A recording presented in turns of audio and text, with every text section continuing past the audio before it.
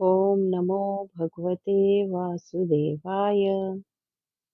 ॐ नमो भगवते वासुदेवाय। ॐ नमो भगवते वासुदेवाय। ॐ नमो भगवते वासुदेवाय। ॐ नमो भगवते वासुदेवाय। श्रीमद् भागवतम महात्म्य, पहला अध्याय। देवर्षि नारद की भक्ति से भेंट।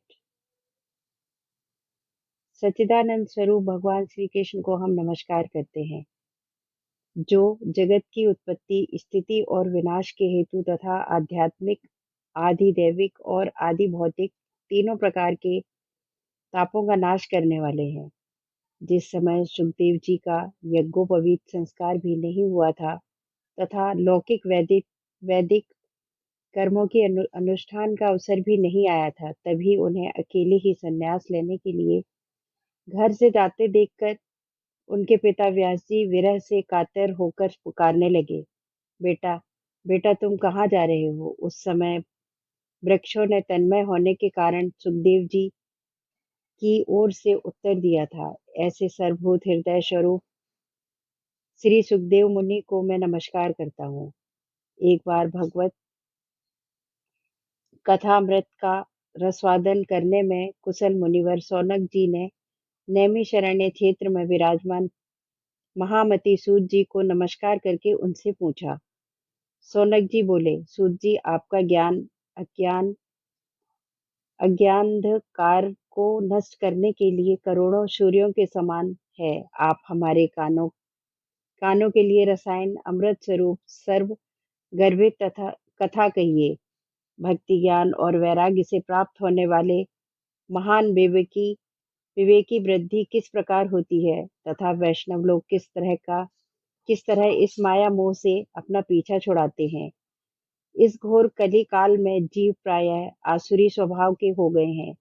विविध कलेशों से अकांत इन जीवों को शुद्ध दैवी शक्ति संपन्न बनाने का सर्वश्रेष्ठ उपाय क्या है?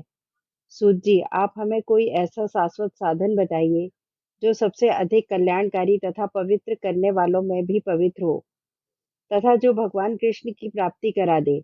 चिंतामणि केवल लौकिक सुख दे दे सकती है और कल्पवृक्ष अधिक से अधिक स्वर्गीय संपत्ति दे सकता है, पर भगवान का योगी दुर्लभ नित्य वैकुंठ धाम दे देते हैं। सूत जी ने कहा, सौनक जी, तुम्हारे हृदय में भगवान का प्रेम है, इसलिए मैं विचार कर तुम्हें संपूर्ण सिद्धांतों का निष्कर्ष सुनाता हूँ, जो जन्म मृत्यु के भय का नाश कर देता है, जो भक्ति के प्रवाह को बढ़ाता है और भगवान श्री कृष्ण की प्रसन्नता का प्रधान कारण है। मैं तुम्हें वह साधन बताता हूँ, उसे सावधान होकर सुनो। सुखदेव जी ने कलयुग में जीवों के काल रूपी सर्प के मुख का ग्रास होने के त्रास का अत्याधिक नाश करने के लिए श्री भगवत शास्त्र का प्रवचन किया है। मन की शुद्धि के लिए इससे बढ़कर कोई साधन नहीं है। जब मनुष्य जन्म जन्मांतर का पुण्य उदय होता है, तभी उसे इस भगवत शास्त्र की प्राप्ति होती है। जब सुखदेव जी राजा परीक्षित को यह कथा सुनाने के लिए सभा में विराजमान हुए, तब देवलोग उनके पास अमृत का कलश लेकर आए। देवता अपना काम बनाने में बड़े कुशल होते हैं, अतः यहाँ भी सबने सुखदेव मुनि को नमस्कार करके कहा, आप यह अमृत लेकर बदले में हमें कथामृत का दान दीजिए। इस प्रकार परस्पर विनिमय अदला बदली हो जाने पर राजा परीक्षित अमृत का पान करें और हम सब श्रीमद् भागवत रूप अमृत का पान करेंगे। इस संसार में कहाँ कांच और कहाँ महामूल्य मणि तथा कहाँ सुधा और कहाँ कथा। सुखदेव जी ने यह सोचकर उस समय देवताओं की हंसी उड़ा दी। उन्हें भक्ति शून्य कथा का अनाधिकारी जानकर कथामृत का दान नहीं किया। इस प्रकार यह श्रीमद् भागवत की कथा देवताओं को भी दुर्लभ है। पूर्व काल में श्रीमद् भागवत के श्रवण से ही राजा परीक्षित की मुक्ति देखकर ब्रह्मा जी को भी बड़ा आश्चर्य हुआ था। उन्होंने सत्यलोक में तराजू बांधकर सब साधनों को तौला। अन्य सभी साधन तौलने में हल्के पड़ गए। अपने महत्व के कारण भागवत की ही सबसे भारी रहा। यह देखकर सभी ऋषियों को बड़ा विस्मय हुआ। उन्होंने कलयुग में इस भगवत भागवत शास्त्र को ही पढ़ने सुनने से तत्काल मोक्ष देने वाला निश्चय किया। सप्ताह विधि से श्रवण करने पर यह निश्चय भक्ति प्रदान करता है। पूर्व काल में इसे सनकादि ऋषि देवर्षि नारद को सुनाया था। यद्यपि देवर्षि पहले ब्रह्मा जी के मुख से इसे श्रवण कर लिया था, तथापि सप्ताह श्रवण की विधि तो उन्हें सनकादिक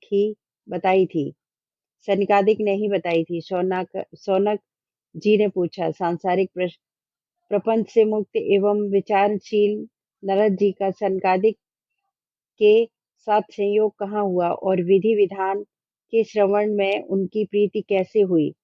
सूत जी ने कहा,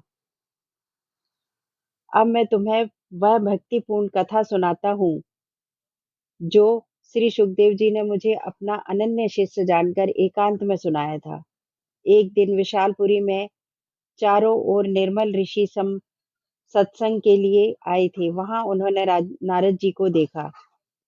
सनकादि ने पूछा, ब्राह्मण, आपका मुख उदास क्यों हो रहा है? आप विचार चिंतातुर कैसे हैं? इतनी जल्दी जल्दी आप कहाँ जा रहे हैं और आपका आगमन कहाँ से हो रहा है? इस समय तो आप उस पुरुष के समान व्याकुल जान पड़ते हैं जिनका सारा धन लुट गया हो। आप जैसे जैसे आसक्ति रहित पुरुषों के लिए यह उचित नहीं है। इसका कारण बताइए।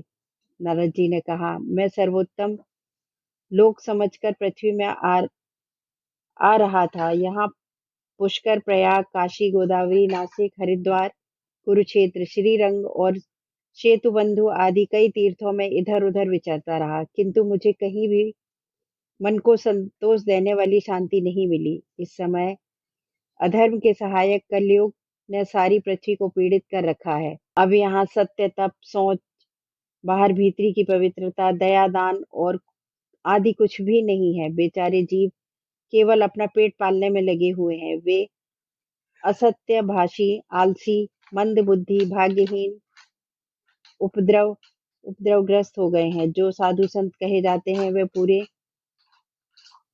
पाखंडी हो गए हैं। देखने में तो वे विरक्त हैं, किंतु स्त्री धन आदि सभी का परिग्रह करते हैं। घरों में स्त्रियों का राज्य है। साले सलाहकार बने हुए हैं। लोभ से लोग कन्या विक्रय करते हैं और स्त्री पुरुषों में कलह मचा रहता है। महात्माओं की आश्रम, तीर्थ और नदियों पार यवनों विधर्मियों का अधिकार हो गया है। उन दुष्टों ने बहुत से देवालय भी नष्ट कर दिए हैं। इस समय यहाँ न कोई योगी है, न सिद्ध है, न ज्ञानी है और न ही सत्कर्म करने वाला ही है। सारे साधन इस समय कलिरूप दावानल से जलकर भस्म हो गए हैं। इस कलयुग में सभी देववासी बाजारों में अस्त्र अन्न बेचने लगे हैं। ब्राह्मण लोग पैसा लेकर वेद पढ़ाते हैं और स्त्रियां वेश्यावृत्ति से निर्वाह करने लगी हैं। इस तरह कलयुग के दोष देखता और पृथ्वी पर विचरता हुआ मैं यमुना जी के तट पर पहुंचा। यहाँ भगवान श्री कृष्ण की अनेकों लीलाएं हो चुकी हैं। मुनिवरों, सुनिए सुनिए, यहाँ मैंने एक बड़ा आश्चर्य देखा। वहां एक युवती स्त्री खिन्न मन से बैठी थी। उसके पास दो वृद्ध पुरुष अचेत अवस्था में पड़े जोर जोर से सांस ले रहे थे। वह तरणी उनकी सेवा करती हुई कभी उन्हें चेत कराने का प्रयत्न करती और कभी उनके आगे रोने लगती थी।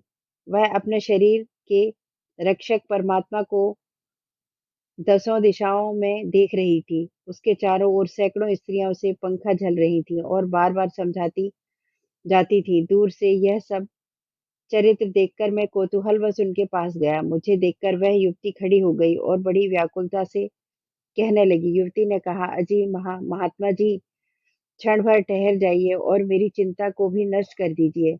आपका दर्शन तो संसार के सभी पापों को सर्वदा नष्ट कर देने वाला है। आपके वचनों से मेरे दुख को भी बहुत कुछ शांति हो जाएगी। मनुष्य का जब बड़ा भाग्य होता है तभी आपके दर्शन हुआ करते हैं। नारद जी कहते हैं, तब मैंने उस स्त्री से पूछा, देवी तुम कौन हो? ये दोनों पुरुष तुम्हारे क्या होते हैं और तुम्हारे पास ये कमल नयनी देवियां कौन हैं? तुम हमें विस्तार से अपना दुख कारण बताओ। युवती ने कहा, मेरा नाम भक्ति है। ये ज्ञान और वैराग्य नामक मेरे पुत्र हैं। समय के फेर से ही ये ऐसे जर्जर हो गए हैं। ये देवियां गंगा जी आदि नदियां हैं। ये सब मेरी सेवा करने के लिए आई हैं। इस प्रकार साक्षात देवियों द्वारा सेवित होने पर भी मुझे सुख शांति नहीं है। तपोधन, अब ध्यान देकर मेरा वृतांत सुनिए। मेरी कथा वैसे तो प्रसिद्ध है, फिर भी मैं उसे सुनाकर आप मुझे शांति प्रदान करें। मैं द्रविड़ देश में उत्पन्न हुई, कर्नाटक में बढ़ी, कहीं कहीं महाराष्ट्र में समाहित हुई, किंतु गुजरात में मुझको बुढ़ापेपन बुढ़ापापन आ गया। वहां घोर कलयुग के प्रभाव से पाखंडियों ने मुझे अंग भंग कर दिया। चिरकाल तक यह अवस्था रहने के कारण मैं अपने पुत्रों के साथ दुर्बल और निस्तेज हो गई। अब जब से मैं वृंदावन आई हूँ, तब से पुनः परम सुंदरी रूपवती नवयुवती हो गई हूँ, किंतु सामने पड़े हुए ये मेरे दोनों पुत्र थके मंद दुखी हो रहे हैं। अब मैं यह स्थान छोड़कर अन्यत्र जाना चाहती हूँ। ये दोनों बूढ़े हो गए हैं, इसी दुख से दुखी हूँ। मैं तरुणी क्यों और ये दोनों मेरे पुत्र बूढ़े क्यों? हम तीनों साथ साथ रहने वाले हैं, फिर यह विपरीतता क्यों? होना तो यह चाहिए कि माता बूढ़ी और पुत्र तरुण। इसी में आश्चर्यचकित चित्त चित्त से अपनी इस अवस्था पर शोक करती रहती हूँ। आप परम बुद्धिमान एवं योग निधि हैं। इसका क्या कारण हो सकता है, बताइए। नारद जी ने कहा, साध्वी, मैं अपने हृदय में ज्ञान दृष्टि से तुम्हारे संपूर्ण दुख का कारण देखता हूँ। तुम्हें विषाद नहीं करना चाहिए। श्री हरि तुम्हारा कल्याण करेंगे। सूत जी कहते हैं, मुनिवर नारद जी ने एक क्षण में ही उसका कारण जानकर कहा। नारद जी ने कहा, देवी सावधान होकर सुनो, यह दारुण कलयुग है। इसी से इस समय सदाचार, योग मार्ग और तप आदि सभी लुप्त हो गए हैं। लोग सस्तता और दुष्कर्म में लगकर अघासुर बन रहे हैं। संसार में जहां देखो वहीं सत्पुरुष दुख से मलन है और दुखी दुष्ट दुख सुखी हो रहे हैं। इस समय जिस बुद्धिमान पुरुष का धैर्य बना रहे वही बड़ा ज्ञानी या पंडित है। पृथ्वी क्रमशः प्रतिवर्ष शेष जी के लिए भार रूप होती जा रही है। अब यह अब यह छूने योग्य तो क्या देखने योग्य भी नहीं रह गई है, और न इसमें कहीं मंगल ही दिखाई देता है। अब किसी को पुत्रों के साथ तुम्हारा दर्शन भी नहीं होता। विषयानुरोग के कारण अंधे बने हुए जीवों से उपेक्षित होकर तुम जर्जर हो रही हो। वृंदावन के संयोग से तुम फिर नवीन तरुणी हो गई हो। अतः यह वृंदावन धाम धन्य है, जहाँ भक्ति सर्वत्र नेत्र करती रहती है। परंतु तुम्हारे इन दोनों पुत्रों का यहाँ कोई ग्राहक नहीं है, इसलिए इनका बुढ़ापा नहीं छूट रहा। यहाँ इनको कुछ आत्मसुख भगवत परावर्श जनत आनंद की प्राप्ति होने के कारण ये सोते से जान पड़ते हैं। भक्ति ने कहा, राजा परीक्षित ने इस पापी कलयुग को क्यों रहने दिया? इसके आते ही सब वस्तुओं का सार न जाने कहाँ चला गया। करुणामय श्री हरि से भी यह अधर्म कैसे देखा जाता है? मुने, मेरा यह संदेह दूर कीजिए। आपके वचनों से मुझे बड़ी शांति मिली है। नारद जी ने कहा, यदि तुमने पूछा है तो मैं प्रेम से सुनो कल्याणी। मैं तुम्हें सब बताऊंगा और तुम्हारा दुख दूर हो जाएगा। जिस दिन भगवान श्री कृष्ण इस भूलोक को छोड़कर अपने परम धाम को पधारे, उसी दिन से यहाँ संपूर्ण साधनों में बाधा डालने वाला कलयुग आ गया। दिग्विजय के समय राजा परीक्षित की दृष्टि पड़ने पर कलयुग दीन के समान उनकी शरण में आया। भ्रमर के समान सारग्रही राजा ने यह निश्चय किया कि इसका वध मुझे नहीं करना चाहिए, क्योंकि जो फल तपस्या, योग एवं समाधि से भी नहीं मिलता, कलयुग में वही फल श्री हरि कीर्तन से ही भली भांत मिल जाता है। इस प्रकार सारहीन होने पर भी उसे इस एक ही दृष्टि से सारयुक्त देखकर उन्होंने कलयुग में उत्पन्न होने वाले जीवों के सुख के लिए ही इसे रहने दिया। इस समय लोगों के कुकर्म में प्रवृत्त होने के कारण सभी वस्तुओं का सार निकल गया और पृथ्वी के सारे पदार्थ बीजहीन भूसी के समान हो गए। ब्राह्मण केवल अन्न धनादि के के लोग बस घर घर एवं जन जन को भागवत की कथा सुनाने लगे। इसलिए कथा का सार चला गया। तीर्थों में नाना प्रकार के अत्यंत घोर कर्म करने वाले नास्तिक और नारकी पुरुष भी रहने लगे। इसीलिए तीर्थों का भी प्रभाव जाता रहा। जिनका चित्त निरंतर काम क्रोध महान लोभ और तृष्णा से तपता रहता है, वे भी तपस्या का ढोंग करने लगे। इसीलिए तप का भी सार निकल गया है। मन पर काबू न होने के कारण तथा लोभ दंभ और पाखंड का आश्रय लेने के कारण एवं शास्त्र का अभ्यास न करने से ध्यान योग का फल मिट गया। पंडितों की यह दशा है कि वे अपनी स्त्रियों के साथ भैंसों की तरह रमण करते हैं। उन उनमें संतान पैदा करने की कुशलता पाई जाती है। मुक्ति साधन में सर्वदा अकुशल हैं। संप्रदायानुसार प्राप्त हुई वैष्णवता भी कहीं देखने में नहीं आती। इस प्रकार जगह जगह सभी वस्तुओं का सार लुप्त हो गया। यह तो इस युग का स्वभाव ही है, इसमें किसी का दोष नहीं है। स्त्री से पुंडरीकाक्ष भगवान बहुत समीप रहते हुए भी यह सब सह रहे हैं। इसी से पुंडरीकाक्ष भगवान बहुत समीप रहते हुए भी यह सब सह रहे हैं।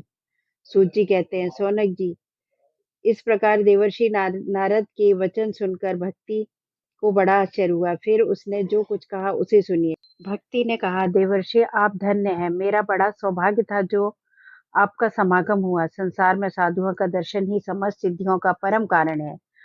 आपका केवल एक बार का उपदेश धारण करके कयाधु कुमार प्रहलाद प्रहलाद ने माया पर विजय प्राप्त कर ली थी। ध्रुव ने भी आपकी कृपा से ध्रुवपद को प्राप्त किया। आप सर्वमंगलमय और साक्षात ब्रह्मा जी के पुत्र हैं। मैं आपको नमस्कार करती हूँ। प्रथम अध्याय समाप्त।